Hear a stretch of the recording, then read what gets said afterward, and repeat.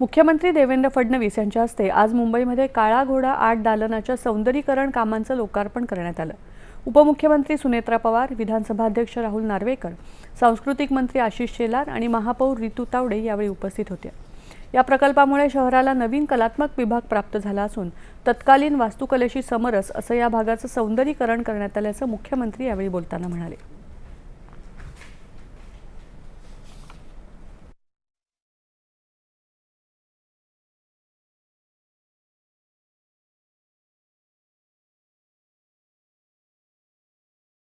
जे काही तत्कालीन वास्तुकला आहे त्या वास्तुकलेशी समरस अशा प्रकारचा हा संपूर्ण भाग तयार झाला असल्यामुळे खूपच चांगल्या पद्धतीनं लोकांकरता नागरिकांकरता ही व्यवस्था उभी झाली आहे। इतकी सुंदर व्यवस्था उभी झाली ती पुढेही अशाच पद्धतीनं शिस्तीत चालली पाहिजे या दृष्टीनं नागरिकांचं आणि इथले जे सगळे वेगवेगळ्या प्रकारचे व्यावसायिक आहेत त्यांचं देखील मला असं वाटतं की महत्त्वाचा रोल असणार आहे। त्यांचं योगदान अत्यंत महत्त्वाचं आहे, त्यामुळे त्यांचंही योगदान उत्तम प्रकारे मिळेल ही अपेक्षा मी व्यक्त करतो।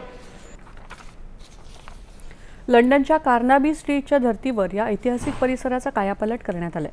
हा परिसर मुंबईतला पहिला पादचारी क्षेत्र म्हणून विकसित करण्यात आलाय।